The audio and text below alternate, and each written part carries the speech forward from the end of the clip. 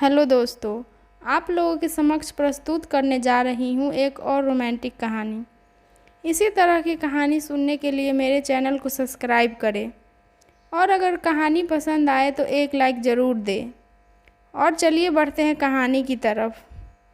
मेरा नाम उषा है, मैं पटना में रहती हूँ। मेरी उम्र 18 साल की है। मैं रेगुलर योगा करती हूँ, जिससे मैं एकदम फिट हूँ। देखने में बहुत हॉट लगती हूँ। मेरे पापा की कई टैक्सियाँ हैं, उसी से हमारे घर में पैसा आता है। बाकी कमाई का कोई रास्ता नहीं है। मेरा एक भाई है जो अभी छोटा है। पापा अकेले ही पूरा घर संभालते हैं। मेरी कोई बहन नहीं है। मम्मी घर पर ही रहती है। दादा दादी जी जब मैं छोटी थी तभी गुजर गए थे। यानी कि मेरा एक छोटा सा परिवार सुखी परिवार है। मेरा बीए कंप्लीट हो चुका है। अब मैं पूरा दिन घर पर ही रहती हूँ। मेरे कॉलेज के लड़के मुझ पे मरते थे, लेकिन मेरी फोकस पढ़ाई पर था, तो उधर कभी ध्यान गया नहीं। ऐसा लड़का मिला ही नहीं जो कि मेरा ध्यान पढ़ाई से हटाकर अपने तरफ आकर्षित कर ले। इसी वजह से मेरी कोई लड़के से दोस्ती नहीं हुई। हालांकि कॉलेज में हैंडसम लड़के की कोई कमी नहीं थी। यहाँ तक कि मेरे बैच के 2 लड़के कॉलेज के बीच से ही मॉडलिंग में चला गया था। मैं अब आपको थोड़ा सा अपनी प्राइवेट लाइफ में ले चलती हूँ। अब तक मैं खुदवाने के मामले में कुंवारी थी। बीए करने के बाद मैं घर में बैठ गई। घर पे बस खाना बनाना और सोना यही दिनचर्या बन चुका था। कभी कभी जॉब इंटरव्यू के लिए बाहर चली जाती थी। कहते हैं ना, खाली दिमाग में शैतान का वास होता है। बस यही हुआ मेरे साथ भी। मेरे पास एंड्रॉयड मोबाइल था और उसी समय पे जियो ने नया नया सिम लॉन्च किया था, जिसमें कि डेटा फ्री मिल रहा था। एक दिन मेरे दिमाग में सेक्स वर्ड आया और मैंने गूगल से सर्च किया तो वहाँ पे बहुत गंदे गंदे पिक्चर दिखा। मैं सभी फ़ोटो को खोलकर देखती गई। फिर वीडियो देखने का भी ऑप्शन आ रहा था, तो मैं वीडियो भी देखना शुरू कर दिया। ऐसा वीडियो देख देख कर मैं उत्तेजित हो जाती थी, खुदवाने को बेकरार हो जाती थी। हर रोज़ गंदे फिल्म देख देख कर मेरा खुदवाने का बहुत मन कर रहा था। एक वीडियो में देखा कि एक औरत लंबा सा यंत्र रखी थी जो कि केले का आकार का था। उसे अपने गुफा में डाल रही थी।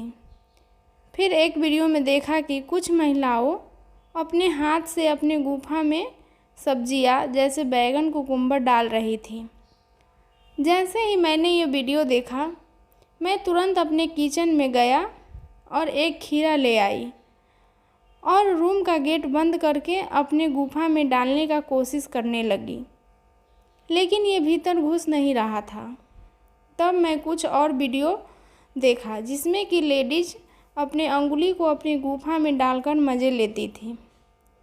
मैंने भी ऐसा ही किया। अब मैं रोज़ ऐसा ही करने लगी। अब मेरा मन किसी पुरुष के नागराज को अपने गुफा में घुसाने का करने लगा, लेकिन इसके लिए मैं कहाँ जाती। आखिरकार एक दिन आ ही गया जब मुझे खुदवाई का सौभाग्य प्राप्त हुआ।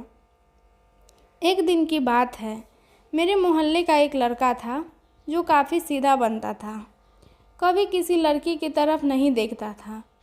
मुझे वो बहुत पसंद था। मेरे घर उनके घर के लगभग 150 मीटर दूर था। मेरे मामा के यहाँ कोई पार्टी थी, तो मम्मी और मेरा भाई मामा के यहाँ चले गए थे।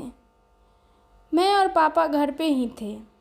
पापा भी कुछ देर बाद अपने काम से चले गए। अब मैं अकेले ही घर पे थी। मैं गंदे फिल्म देख रही थी। पापा के जाने के 2 घंटे बाद बहुत तेज़ बारिश होने लगी। मैं घर पर बरामदे में बैठी थी। अचानक मैंने अपने मोहल्ले वाले लड़के को गेट के पास पेड़ के नीचे खड़े देखा। उसका नाम अवैध था। वो पहले ही मेरे साथ पढ़ता था। मैं आवाज़ दी, अभय अंदर आ जाओ, बहुत तेज़ बारिश हो रही है। अभय गेट खोलकर अंदर आ गया। अभय, थैंक यू। मैं, थैंक यू क्यों? तुम मेरे दोस्त थे, अब भी हो। इसमें थैंक यू का कोई काम नहीं। अभय मुझे घूर रहा था। मैं, क्या देख रहे हो अभय? अभय, तुम्हें देख रहा था। तुम कितनी बदल गई हो। पहले तो तुम ऐसी नहीं थी। मैं, तुम्हें कैसे पता चला? तुम तो कभी किसी की तरफ देखते ही नहीं थे। अभय, मैं तो तुम्हें पहले से ही देखता था।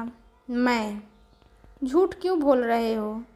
तुम मुझे ही क्यों देखते थे? और भी लड़कियां थी, उन्हें भी तुम देख रहे होंगे। अभय, झूठ नहीं बोल रहा हूँ, मैं सिर्फ तुम्हें ही देखता था। मैं, मुझे ही क्यों देखते थे? अभय फिल्मी डायलॉग में बोलने लगा। पता नहीं क्यों, जब से तुमको देखा पता नहीं कैसा लगा, लेकिन जब भी मैं तुम्हें नहीं देखता तो मुझे उस दिन अजीब लगता था। मैं अब भी तुमको देखता हूँ। मैंने कहा, ऐसा क्यों? अभय ने, पता नहीं। मैं चुपचाप बैठी थी। अभय ने कहा, तुम किसी से प्यार करती हो? मैंने कहा, हाँ। अभय, किस से?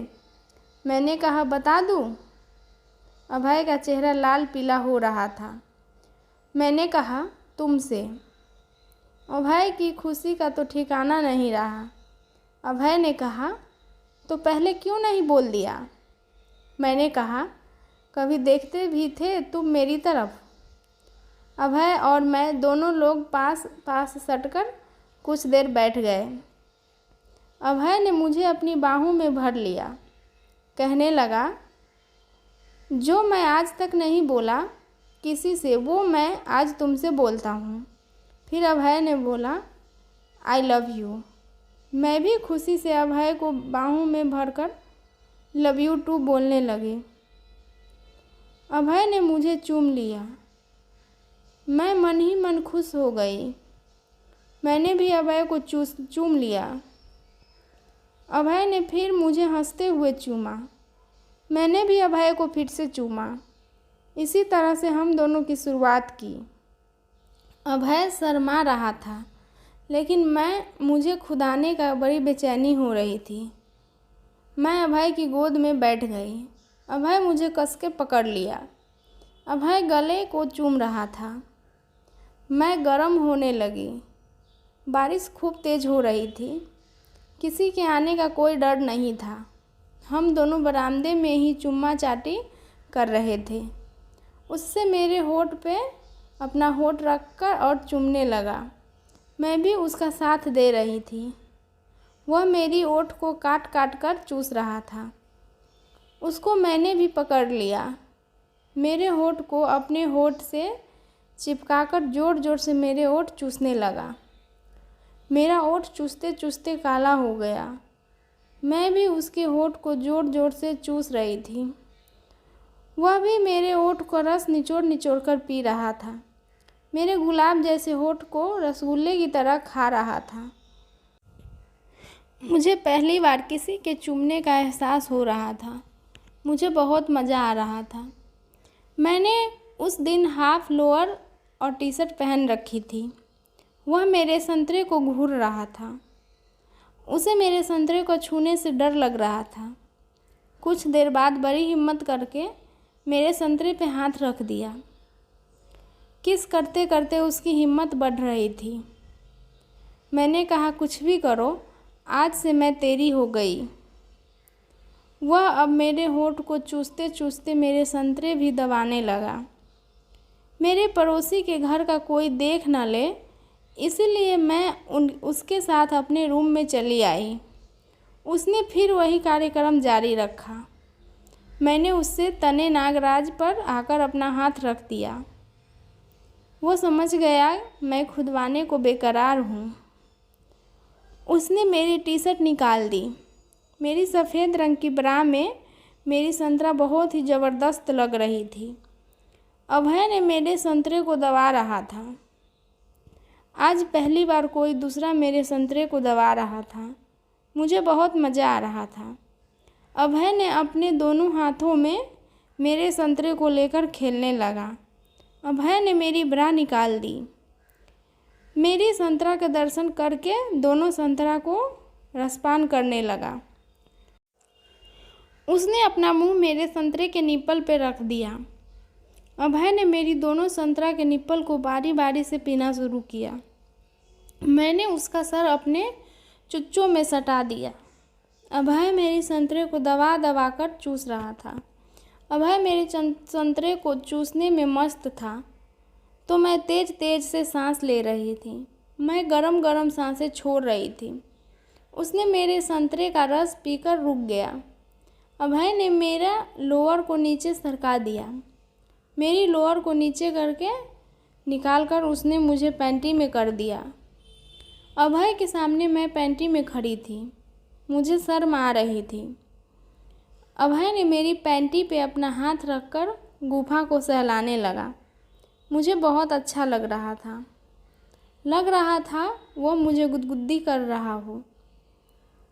उसने कुछ देर तक मेरी गुफा पर हाथ फेरा। उसके बाद उसने मेरी पैंटी निकाल दी। मैंने अपनी गुफा को हाथ से ढक लिया। उसने मेरे हाथों को हटा दिया। मेरी चिकनी गुफा के दर्शन करने लगा। अपना मुंह मेरी गुफा पर लगाकर चाटने लगा। मुझे गुफा चटवाने में बहुत मज़ा आ रहा था। वो अपना जीभ मेरी गुफा पर चला कर चाट रहा था। उसको भी मेरी गुफा चाटने में बहुत मज़ा आ रहा था। उसने अपनी जीभ को मेरी गुफा में घुसा दी। मैंने अपनी गुफा से उसका सर दबा दिया। वो और ज़ोर ज़ोर से मेरी गुफा पीने लगा। मैं बहुत ही गर्म हो गई। मेरी गुफा ने पानी छोड़ दिया। उसने मेरी गुफा का सारा माल पी लिया। कुछ देर बाद उसने मेरी गुफा का पानी बंद किया। मैंने उसकी पैंट निकाल दी। उसका नागराज उसके कच्छे में तना हुआ दिख रहा था। मैंने उसके कच्छा भी निकाल दिया। उसका नागराज बहुत बड़ा था। उसका कच्छा निकालते ही उसके नागराज अपना फैन फैलाने लगा। उसका नागराज लगभग 8 इंच का था। मैंने उसके नागराज को अपने हाथों में लेकर मैं भी खेलने लगी। आगे पीछे कर रही थी। मैंने खुदाई के सारे स्टेप वीडियो से सीखे थे। मैं उसके नागराज को मूठ मारकर और मोटा कर रही थी। उसका नागराज गर्म होकर खड़ा हो गया। मैंने कुछ देर तक उसका नागराज चूसा। उसके दोनों गोलियां नीचे लटक रही थी। मैंने दोनों गोलियों को टॉफ़ी की तरह अपने मुंह में रखकर चूसने लगी। वो भी खोदने को बेकरार होने लगा। मैंने उसके नागराज को छोड़ दिया। उसने मुझे बिस्तर पर लिटा दिया। खुद खड़ा हो गया। वो बहुत तेज तेज अपना नागराज गुफा में रखकर रगड़ रहा था। मैं गर्म हो रही थी।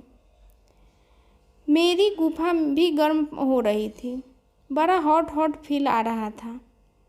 मैं खुदबाने को बहुत ज़्यादा तड़पने लगी। मैंने उससे कहा, और न तड़पा, बहुत हो गया, अब डाल दो। अभय ने अपना सिर हिलाया और अपना नागराज मेरी गुफा में पेलने लगा। मैं आज पहली बार खुदाई का आनंद पाने जा रही थी। वो अपना नागराज मेरी गुफा में डालने की कोशिश कर रहा था। मेरी गुफा बहुत ही टाइट थी। उसका नागराज जल्दी घुस नहीं रहा था। बड़े कोशिश के बाद उसने अपना नागराज मेरी गुफा में घुसा दिया। उसने फिर से धक्का मारा। मेरी थोड़ी सी फटी गुफा को इस बार नागराज घुसाकर पूरा फाड़ दिया।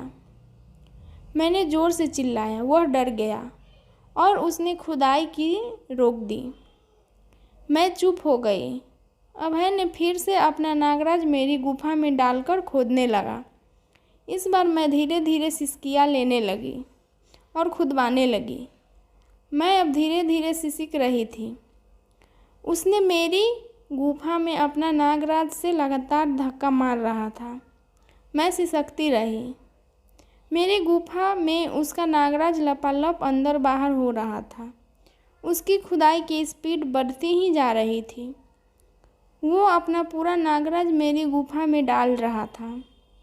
उसकी दोनों गोलियां मेरी गुफा के नीचे लड़ रही थी। मैं अपनी अंगुली से अपनी गुफा को मसल रही थी। आज मुझे पहली बार किसी का नागराज खाने का सौभाग्य प्राप्त हुआ था।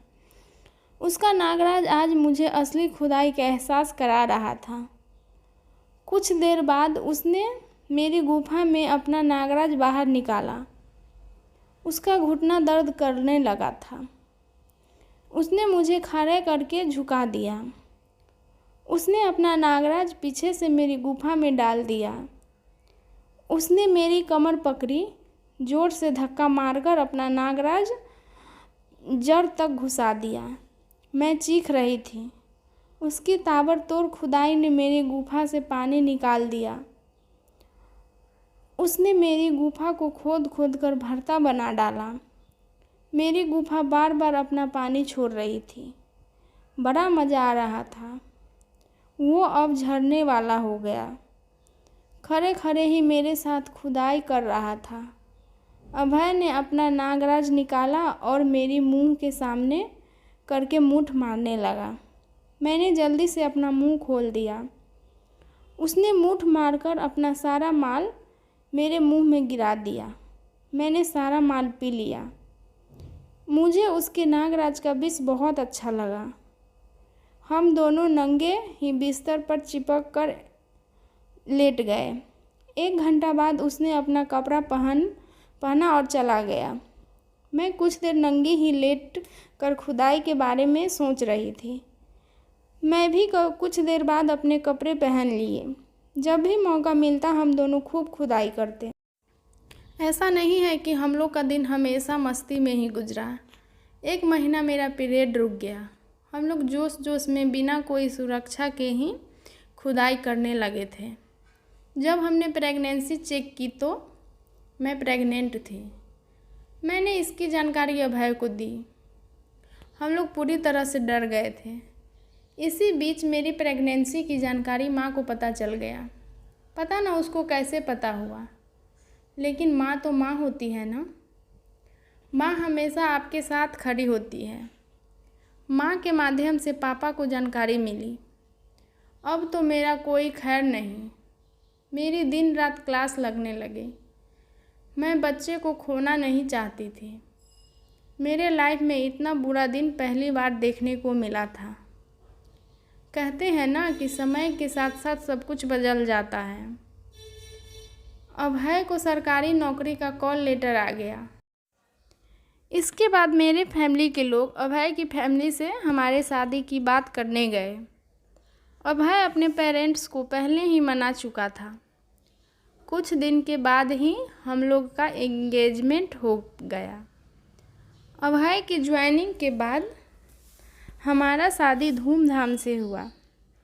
शादी के 4 महीने के बाद ही मैंने एक बच्ची को जन्म दिया, जो कि बिल्कुल अभय पे गई। अब हम लोग एक नॉर्मल लाइफ जी रहे थे। अब जब भी बारिश होती है हम लोग अपने पहली खुदाई की बात को याद करके एक दूसरे के ऊपर ताना मारते हैं। हाँ, जितना मज़ा पहले आता था अब वो मज़ा नहीं रहा।